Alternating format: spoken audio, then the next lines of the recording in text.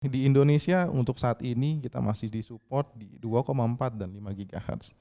Untuk yang 6 GHz ini masih soon. Dari sisi access point itu sebenarnya bisa diapain aja sih secara garis besar. Bahwa nggak cuma sekedar kita terkoneksi ke dalam jaringan, tetapi dengan security, dengan integrasi dia dengan perangkat lainnya.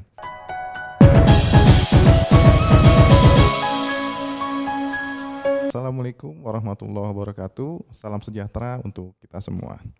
Di mana kita berada saat ini di era digital, di mana mau nggak mau, siap nggak siap, kita harus menerima era tersebut. Dan untuk saat itu, kita harus mempersiapkan dari sisi infra kita. Apakah infra kita sudah siap untuk menunjang itu semua? Nah, di sini akan saya jelaskan untuk beberapa skenario yang bisa kita terapkan. Dari kita berbicara yang tadi masalah teknologi, era perkembangannya seperti apa. Kalau kita berbicara dengan yang namanya wireless LAN, di mana kita berbicara untuk IEEE 802.11, di mana untuk awal eranya adalah 802.11 ini. Nah, di mana 802.11 ini terus berkembang untuk ke depannya, di mana ada muncullah B, G, A, N, AC, dan yang terakhir ini AX.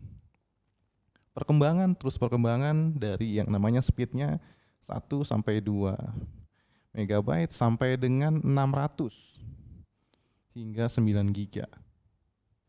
Nah, perkembangan terus berada, di mana siap nggak siap kita harus menerima perkembangan ini semua. Karena apa? Dari yang namanya kabel, kita beralih dengan yang namanya wireless.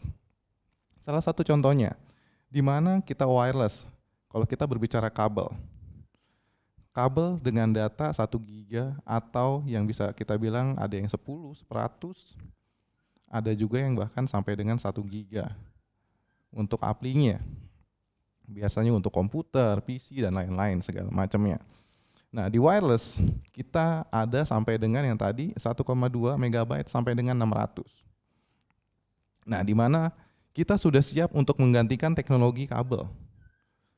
Kita menggunakan gelombang, entah itu dari sisi komputer, dari sisi smartphone, dan lain-lain. Gitu loh. Ini salah satu yang kita bisa kembangkan untuk menggantikan teknologi kabel dari sisi wireless. Nah, dan selanjutnya kalau kita berbicara wireless, keunggulan dari sisi wireless itu untuk apa lagi sih sebenarnya? Karena kita nggak menutup kemungkinan di mana wireless itu nggak cuma hanya perangkat desktop, BIOD, tetapi kita juga dari sisi IoT, BIOD dan juga IoT. Di mana perkembangan dari sisi era digital semuanya semakin luas. Nah, di mana untuk menyambung itu semua dari sisi B, G, A, N, A, C, dan AX, kita berbicara yang namanya 2,4 GHz dan juga 5 GHz dan juga 6 GHz. Dari ini semua semakin berkembang dari sisi teknologi Wi-Fi. Semakin canggih, semakin tinggi, teknologinya semakin mutakhir kalau kita bisa bilang. Nah, di mana Wi-Fi ini adalah seperti jalannya. Walaupun kita bisa bilang di Indonesia untuk saat ini kita masih disupport di 2,4 dan 5 GHz. Untuk yang 6 GHz ini masih soon. Gitu. Jadi tetapi di mana beberapa perangkat lagi yang sudah dikembangkan sudah support dengan Wi-Fi yang sudah support 6. Karena dulu kita hanya berangkat di sisi AC dan selanjutnya ada AX juga gitu loh. Dan AX ini kalau kita sebutnya adalah Wi-Fi 6. Yang AC kita bisa sebutnya adalah Wi-Fi 5. Nah, dan berkembang lagi ada yang namanya 6 GHz, muncullah lagi yang namanya Wi-Fi 6 atau 6E kita bisa sebut seperti itu. Perkembangan terus berkembang hingga semua perangkat bisa terrealisasikan gitu dengan perangkat-perangkat yang biasa kita bilang yang paling lama sampai dengan yang saat ini. Seperti itu. Jadi nggak cuma perangkat-perangkat desktop atau smartphone, tetapi kita bisa juga dengan perangkat-perangkat yang IoT yang ada. Dan selanjutnya kita tadi bahas masalah dari sisi perkembangannya dari BGN, ACAX, dan selanjutnya untuk menggantikan yang namanya dari sisi wired atau kabel yang kita bisa sering sebutkan. Nah, kita bisa lihat yang tadi. Untuk dari sisi access point itu sendiri, kita berbicara wireless, kita berbicara yang namanya access point. Nah, di mana untuk sebelum-sebelumnya adalah kalau berbicara access point, kita punya 10 access point contohnya. Kita punya 10 access point, kita harus setting satu-satu. Jadi harus ada SSID yang berbeda sampai dengan 10. Nah, dikembangkan lagi, access point bisa berdiri sendiri dengan keterbatasannya. Bisa menjadi 10 access point ini kita cukup satu setting, lalu semuanya akan teregistrasi. Jadi cukup satu SSID multiple VLAN, multiple segment. Kita bisa buat seperti itu. Dan ada juga yang namanya kita membutuhkan yang namanya controllernya lagi, controller base. Bisa sampai dengan ribuan access point di dalamnya. Gitu loh. Jadi untuk access point itu sendiri dengan manajemennya dari yang tahun-tahun sebelumnya sampai dengan saat ini begitu banyak inovasinya. Baik yang dari sisi manajemen, dari sisi enterprise-nya, SMB-nya, bahkan kalau kita bisa bilang dari yang on-premise-nya bahkan sampai dengan cloud. Jadi perkembangan access point ini dari sisi manajemennya itu sangat banyak gitu. Nah, dan dilanjutkan kembali dari sisi access point. Access point ini kalau kita bisa bilang dia ada throughput-nya bisa sampai dengan bergiga-giga yang tadi saya bilang, kalau apalagi yang AX bisa sampai dengan 9. Nah, kita khususkan lagi, Pak, untuk uplink dari sisi access point ke switch-nya aja itu 1 giga, Pak, misalnya. Nah, kita bisa lihat lagi. Untuk uplink ini switch-nya, untuk saat ini ada yang bisa auto sensing. Misalkan, switch ini sudah support yang namanya sampai dengan 5 giga. Satu portnya. Ya udah di portnya access point ini juga bisa auto sensing. Jadi ketika access point-nya ini masuk ke port 5 giga atau masuk ke port 2 giga, dia akan menyesuaikan gitu, menyesuaikan throughput dari sisi uplink-nya ini lagi. Gitu loh. Jadi dia bisa memaksimalkan throughput yang ada di dalam access point ini. Nah, selanjutnya access point ini yang tadi saya bilang. Kita bisa dari sisi beberapa perangkat lagi yang terpancarkan oleh access point. Yang pertama adalah radio. Kalau kita berbicara radio, kita masuk ke ranahnya yang namanya smartphone. Kita masuk ke yang namanya komputer dan lain-lain. Radio kita bisa bilang baik dari sisi 2,4, 5 GHz atau yang terakhirnya 6 untuk saat ini. Gitu. Dan access point ini enggak cuma memancarkan radio, di mana dia ada lagi yang namanya Zigbee. Fungsinya Zigbee ini untuk apa lagi? Nah, ini salah satu untuk sensor dari perangkat-perangkat yang kita punya. Gitu loh, kita bisa integrasikan dengan ini semua. Dan access point ini bisa juga ada yang namanya dengan Bluetooth. Kita bisa Bluetooth-nya bisa sampai dengan yang Bluetooth 5 sampai saat ini. Atau bisa untuk perkembangan semakin Bluetooth upgrading segala macam. Ini kita bisa dengan perangkat IoT kita. Gitu loh. Dengan perangkat IoT yang kita punya. Entah itu dari sisi sensorik, dari sisi Bluetooth, apapun itu perangkat-perangkatnya kayak misalkan door lock dan lain-lain segala macamnya, kita bisa integrasikan ke ini semua. Nah, untuk selanjutnya access point ini juga bisa ada yang namanya dongle lagi. Jadi dia punya port USB. Misalkan dia harus ada terkoneksi untuk port USB untuk modem atau segala macam, kita integrasikan ke access point, ini bisa semua. Jadi access point itu kembali lagi dengan perkembangan zaman di era sekarang, dia menggunakan hasil yang throughput yang sangat besar gitu loh. Karena kembali lagi kita sudah ready. Udah ready gimana caranya kita untuk menggantikan yang namanya wired. Gitu loh. Jadi teknologi wireless ini mau nggak mau siap nggak siap, kita berada di mana access point ini bisa terintegrasi dengan apapun itu, baik dari sisi radio, Bluetooth, Zigbee, dan juga dengan port USB yang ada. Jadi kita bisa ke ranah apapun itu. Karena teknologi nggak cuma dari sisi perangkat radio 2,4, 5, dan juga 6 GHz-nya. Tetapi ada Zigbee, Bluetooth, dan lain-lain lagi. Gimana caranya agar kita bisa mengintegrasikan itu semua menjadi satu kesatuan.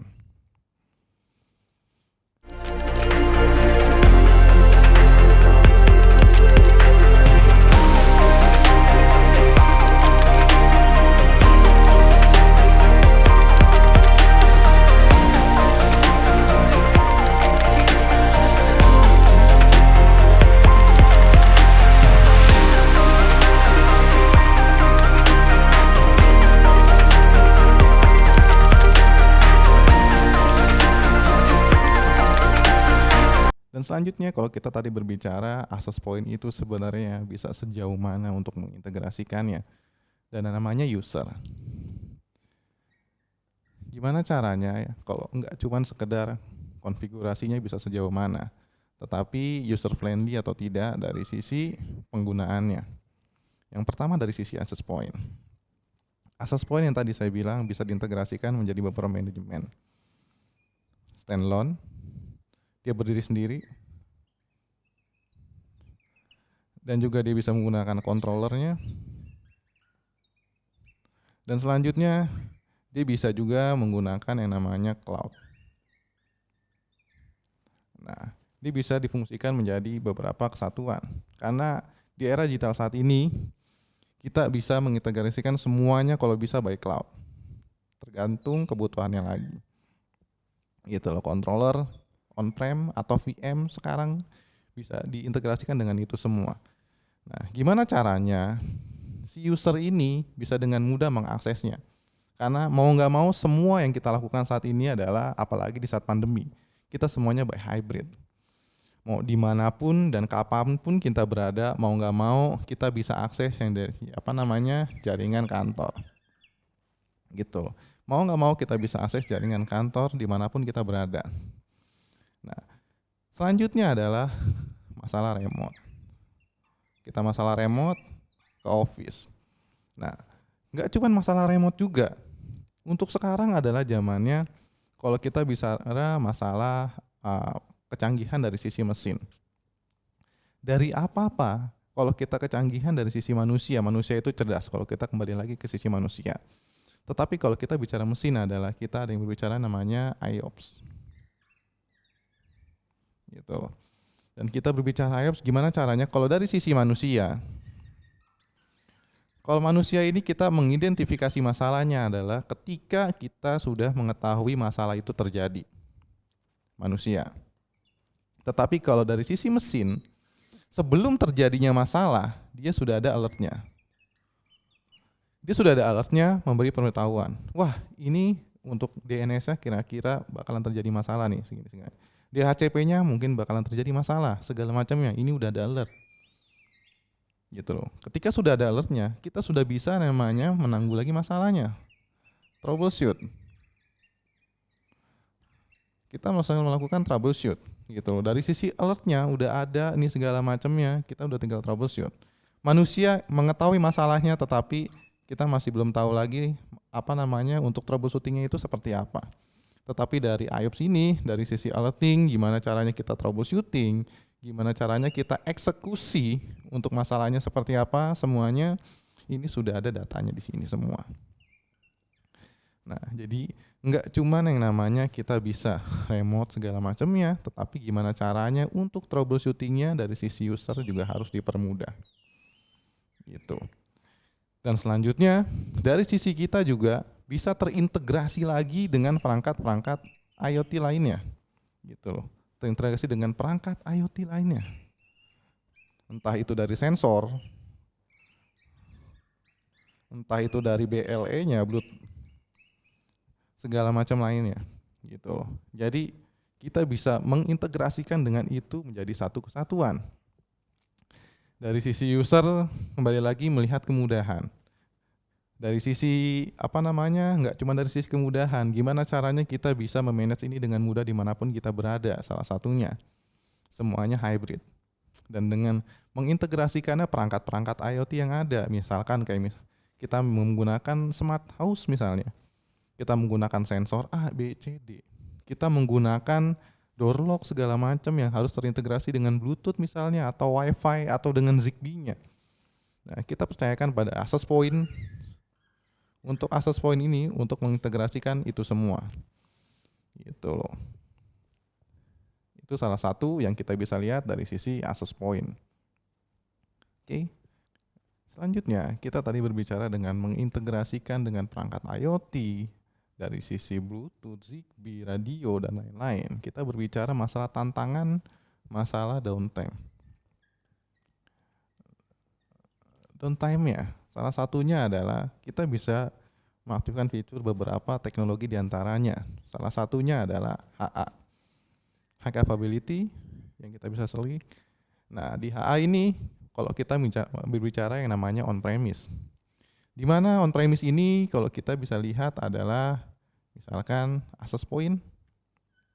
Dari sisi access point, gimana caranya access point ini ketika upgrade tidak terjadinya downtime atau tidak terjadinya downtime yang berlebihan. Gitu loh. Ini salah satunya kita bisa buat HA dari sisi controllernya. Gitu loh. Nah, sebelum ini kita bisa lihat juga, misalkan HA, controllernya ada dua. Nah, controllernya ada dua, 1 dan 2. Ketika ini mati, dia akan berpindah secara ini. Gitu. Ini yang kita bisa kombinasikan untuk meminimalisir yang terjadinya downtime. Nah, yang masalah selanjutnya adalah kalau kita bisa bilang adalah power supply-nya juga kita buat redundant, nggak cuma dari sisi controllernya. Ini salah satunya. Nah, selanjutnya mungkin kita bisa menggunakan teknologi-teknologi lainnya, gimana caranya agar controller-controller ini itu bisa terintegrasi menjadi satu kesatuan yang menjembatani agar ini kalau misalkan ini mau di-upgrade tidak adanya terjadinya downtime. Nah, teknologi-teknologi inilah yang kita bisa kita bisa ambil, kita bisa terapkan untuk meminimalisir terjadinya downtime. Yang satu HA, High Capability, atau kita menggunakan beberapa skenario lainnya untuk masalah zoning di masing-masing area dan lain-lain. Ini kita bisa aktifkan dari sisi untuk meminimalisir terjadinya downtime. Nah, selanjutnya kalau kita berbicara on-premise-nya, kalau kita berbicara dari sisi cloud. Dari sisi cloud-nya ini kembali lagi masing-masing produk kita nggak tahu dari sisi capability untuk cloud ini sejauh mana. Nah, kembali lagi kita di sini ditaruhkan dalam sisi dua pilihan, baik dari sisi on-premise, baik dari sisi cloud-nya. Nah, dari sisi cloud kembali lagi kita semuanya ada di cloud. Kita nggak perlu lagi berpikir bahwa data center kita akan terjadinya downtime lah segala macam. Pak, tapi kalau kita berbicara masalah access point, kalau misalkan cloud ini downtime, apa yang bakalan terjadi selanjutnya? Gitu loh. Kalau kita berbicara mainnya cloud nih, Pak. Kembali lagi, gitu loh. Kalau bicara cloud, controllernya ada di cloud. Kalau kita berbicara access point, itu muncul yang namanya SSID. Gitu loh, SSID. Di mana SSID ini yang akan tetap broadcast. Misalkan free wifi, contohnya SSID-nya. Free wifi kita connect, tapi kita tidak bisa ke dalam internetnya. Tapi kita bisa tetap masuk ke jaringan lokal. Gitu. Jadi untuk akses jaringan lokal kita masih bisa jalan atau ke internetnya tetapi nggak bisa karena ada downtime dari sisi misalkan providernya contohnya. Itu salah satu yang kita nggak bisa hindarin. Untuk menghindari downtime lagi, nggak cuma tadi controller, cloud segala macamnya, tetapi kembali lagi dari sisi providernya kita harus buat sebagai redundancy juga. Misalkan provider A dan provider B. Gitu. Atau misalkan ada beberapa provider lagi. Gitu loh, untuk meminimalisir terjadinya downtime. Jadi kita buat semuanya redundancy, gitu loh. Dan bahkan untuk saat ini dari sisi cloud ini, bahkan cloud ini juga ada yang on-prem-nya.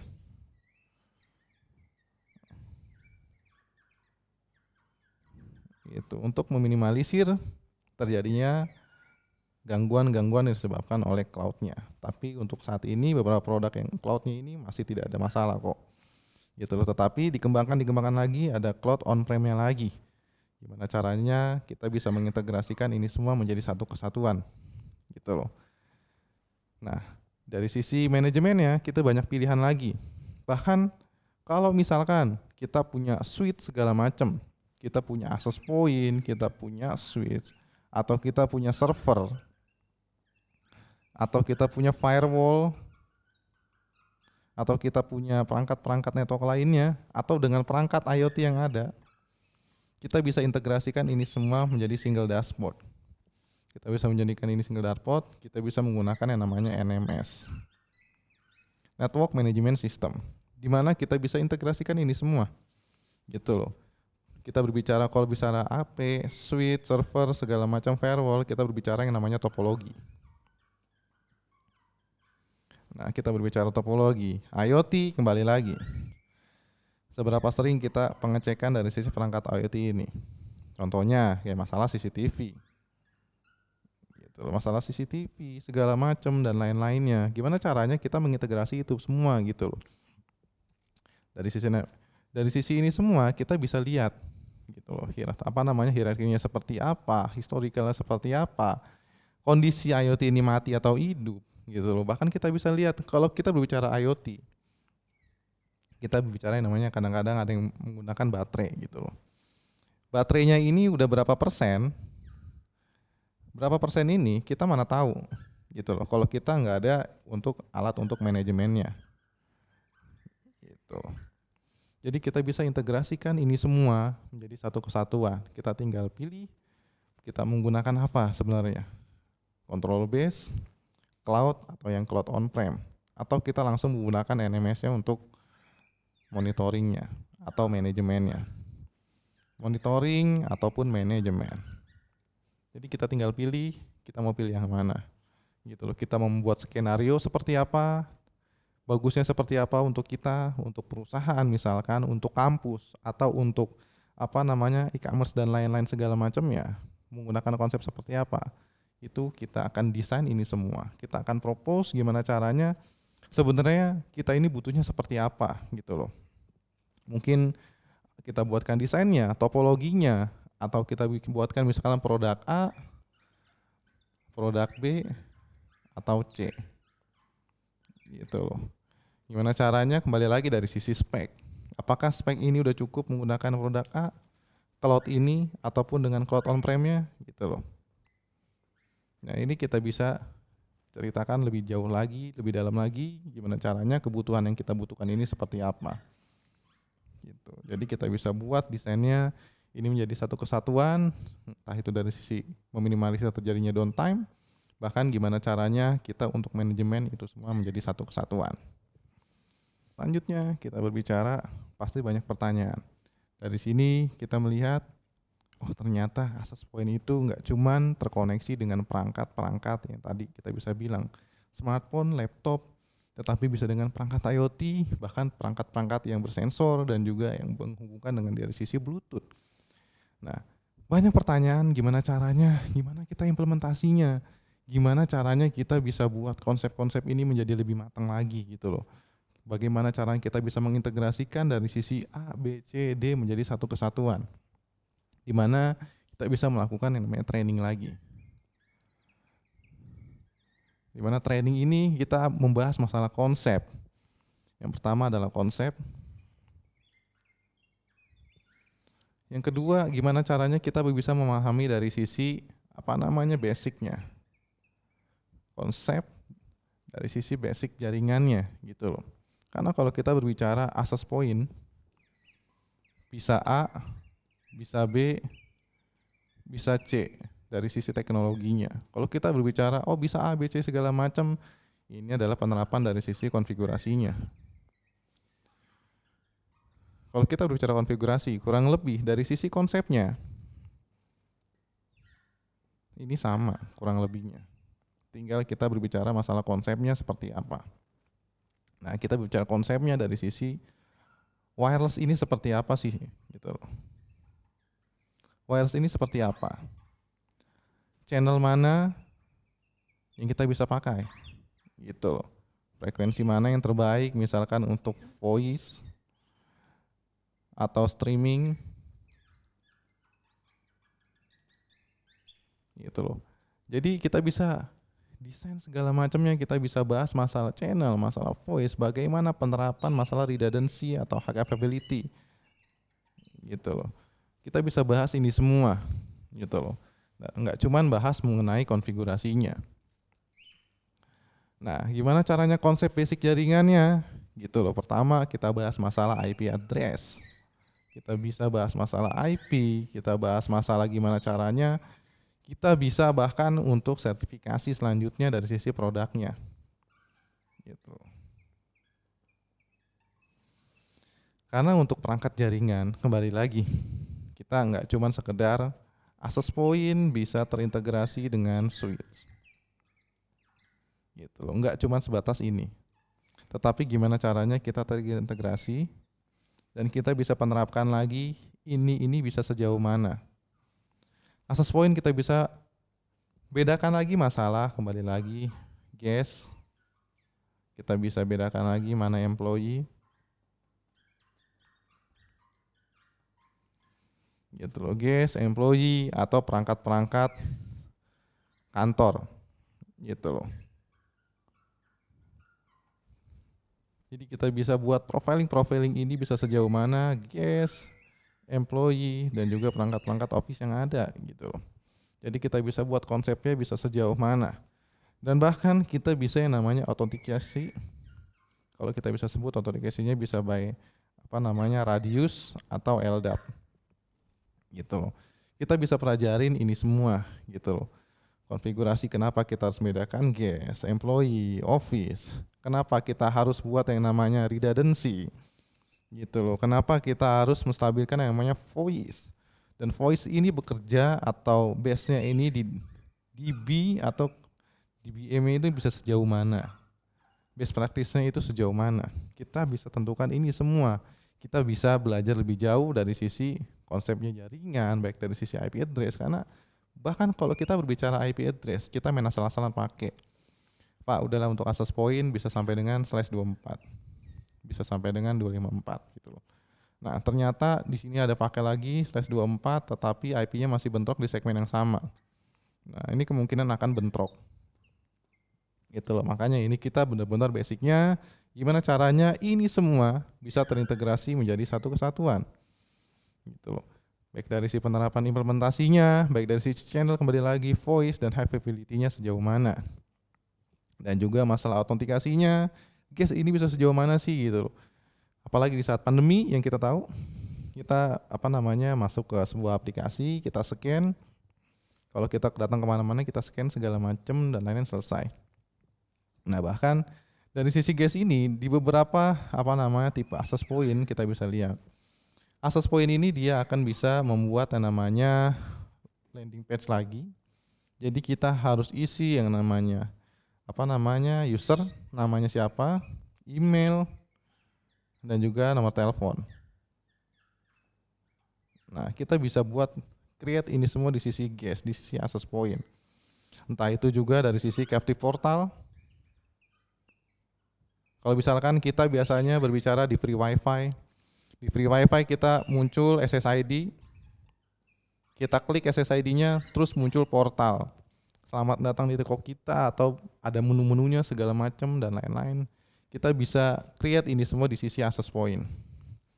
Jadi access point ini nggak cuman broadcast SSID, tetapi kita bisa buat custom sejauh mana gitu loh. Dan di sisi access point itu sendiri. Bahkan teknologi-teknologi ini baik dari sisi access point kita bisa kembangkan lagi. Mungkin ada beberapa yang bisa dijadikan air monitor. Nah, air monitor ini bisa sejauh mana? Ini akan mengidentifikasi roach AP. Roach AP dari sisi access point yang lain, channel-channel yang lain. Ya contohnya kalau kita berbicara channel 2,4, 5 GHz dan juga 6. Kenapa dia muncul? 2,4 kalau kita bisa bilang dari sisi most wireless aja ini memancarkan channel di 2,4. gitu. Memancarkan channel di 2,4. 2,4 ini semakin menipis dan inilah kembali ada upgrade-annya yaitu Wi-Fi 6 GHz 6E kalau bisa bilang. Nah dari itu semua lah, gimana caranya ini terupgrading, gimana caranya kita bisa menyesuaikan kita masuk ke ranah yang mana, 2,4, 5 atau 6 GHz. Jadi kita bisa integrasikan itu semua menjadi satu kesatuan. Gimana caranya roach AP kita bisa antisipasi dengan menggunakan access point ini sebagai air monitornya. Nah, dan selanjutnya access point ini nggak cuma sebatas memancarkan dari sisi GS employee office, dari sisi air monitor, dan ternyata access point ini juga bisa berfungsi sebagai layer 7 firewall. Gitu. Ternyata bisa sampai sejauh ini lagi dari sisi access point. Access point ini ternyata nggak cuma broadcast dan terkoneksi doang, tapi banyak kegunaan dari sisi access point ini lebih jauh lagi gitu loh. Jadi benar-benar kita korek lebih dalam lagi, access point itu sebenarnya bisa dibedah bisa sampai sejauh mana sih gitu loh. Bahkan untuk brand-brand tertentu, apakah dari sisi access point ini atau wireless ini ada sertifikasinya atau enggak?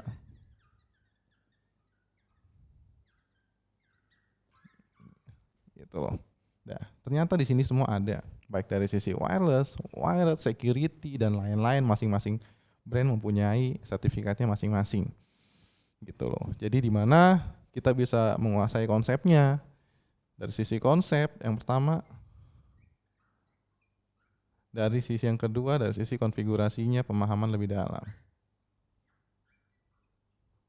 Jadi yang kita tahu access point cuman bisa broadcast doang, broadcast SSID, ternyata enggak. Ternyata masih banyak yang bisa kita implementasikan dari sisi access point yang ada.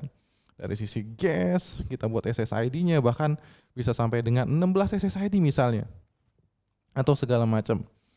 Nah, kita bisa integrasikan dengan itu semua. Dan juga bisa kita integrasikan dengan radius yang ada. Kita cukup buat satu SSID di dalamnya. Satu SSID ini akan multiple VLAN. Jadi dia akan membaca by ID-nya. Jadi misalkan Lukman, ID-nya Lukman. Gitu, ID-nya Lukman. Ketika dia terkoneksi sebagai Lukman, dia memasuki kelas 2 misalnya. Kelas 2. Kita buat kelas 3, kelas 4. Nah, jadi menentukan dia masuk ke level mana ini dari ID-nya kembali lagi. Nah, ID-nya apa segala macam kita bisa buat di sini. Misalkan kelas 2 cuman bisa internetan bukannya ABCD. Yang ketiga bukannya AB doang. Yang keempat resepsionis cuman bisa bukanya A doang. Gitu. Jadi ini kita bisa batasin dari sisi ID-nya, atau kita bisa sebut dia baik radius ataupun LDAP. Gitu loh. Banyak penerapan access point yang sebenarnya kita bisa gunakan di kehidupan sehari-hari kita, entah itu baik di rumah atau kantor kita, kampus, atau dengan sebagaimana mestinya kita bisa integrasikan access point ini sesuai dengan yang kita mau sebenarnya. Kita maunya buat seperti apa, rule-nya seperti apa, kita bisa buat ini semua menjadi satu kesatuan. Jadi kita bahas masalah konsepnya, maunya konsepnya seperti apa, ininya seperti apa. Jadi kita bisa sesuaikan lebih jauh agar terlahirlah sebuah topologi, di mana topologi inilah yang akan menentukan access point-nya ini apa, titiknya berapa, titik access point, dan juga masalah penempatannya, dan juga konsepnya yang akan kita terapkan. Jadi kita bisa fokuskan di beberapa titik lagi. Jadi sebenarnya apa sih yang kita butuhkan di access point ini dari sisi kehidupan kita, baik dari sisi kantor, kita ulangin lagi dari sisi kampus dan lain-lain. Jadi benar-benar kita semuanya kalau masalah titik atau penempatan ini banyak aplikasi-aplikasi untuk set surveinya segala macam untuk menentukan titik atau penempatannya agar tidak lagi mengira-ngira misalkan access point ini kira-kira bisa sampai dengan sejauh mana gitu loh. Karena kalau kita berbicara konsep dari access point adalah seperti suara. Contohnya access point. Terus di sini ada HP contohnya. Access point ini mempunyai power yang sangat besar. Dia mempunyai gelombang, dan gelombang. Di mana access point ini memancarkan signal yang sangat dahsyat dan diterima oleh yang namanya device. Nah, kembali lagi, data dikirimkan ke dalam device-nya. Tapi kembali lagi, apakah device ini bisa menerima gelombang yang dipancarkan oleh access point ini? Nah, makanya kita bisa merasakan yang namanya signal full, tapi kita nggak bisa ngapa-ngapain, gitu loh. Itu salah satunya, wah penyakit nih, signal full tapi kita nggak bisa ngapa-ngapain. Ini adalah suatu masalah. Masalah-masalah inilah yang harus kita hindarin. Dan contohnya lagi, terusnya access point ini ada beberapa, tetapi kenapa device saya nyangkutnya cuman di access point ini aja, itu loh, nggak bisa pindah-pindah. Dan bahkan ketika kita pindah dari ruangan A ke ruangan B ke ruangan C, ini akan reconnecting. Kalau kita misalkan on call pakai yang berbasis online, terus reconnecting, waduh ini kenapa nih segala macam. Ini yang kita hindarin, gitu loh. Gimana caranya agar kita mendesain ini agar terjadinya roaming. Roamingnya ini tanpa adanya yang namanya putus atau reconnecting. Inilah beberapa hal-hal yang kita hindarin. Makanya kita bahas masalah konsep dari sisi wireless ini sangat, kalau kita bisa bilang lumayan jauh gitu loh. Jadi nggak sebatas kita konfigurasi, colok, broadcast, nggak gitu. Tetapi kita bisa lihat dari sisi powernya. Kita lihat juga dari sisi channelnya. Gitu loh. Ini kita kita lihat lebih jauh lagi agar tidak terjadi ada makanya sticky client lah, atau misalkan putus nyambung segala macam, kita hindari hal-hal itu lagi. Jadi gimana pun caranya dari sisi access point, ketika kita sebagai user terkoneksi di access point manapun di wilayah kantor kita, mau pindah dimanapun kita berada, nggak ada yang namanya lagi reconnecting. Nggak ada lagi yang namanya harus disconnect dulu baru connect. Ini hal-hal yang kita hindarin. Ketika kita terkoneksi, mau di lantai 1, 2, 3, 4, 5, 6, semuanya roaming berjalan dengan lancar sesuai dengan gelombangnya yang kita berikan. Karena di access point, masing-masing access point ini mempunyai gelombang, Gimana gelombang-gelombang ini ada irisan lagi di dalamnya. Nah, di mana irisan inilah yang menentukan bahwa agar masing-masing device yang ada ketika roaming, ketika adanya perpindahan, ini tidak terjadinya yang namanya reconnecting. Nah, ini banyak hal yang akan kita bahas, gimana caranya untuk menentukan konsepnya seperti apa, dari sisi basic networknya seperti apa, agar kita bisa mengintegrasikan access point ini menjadi satu kesatuan. Gitu.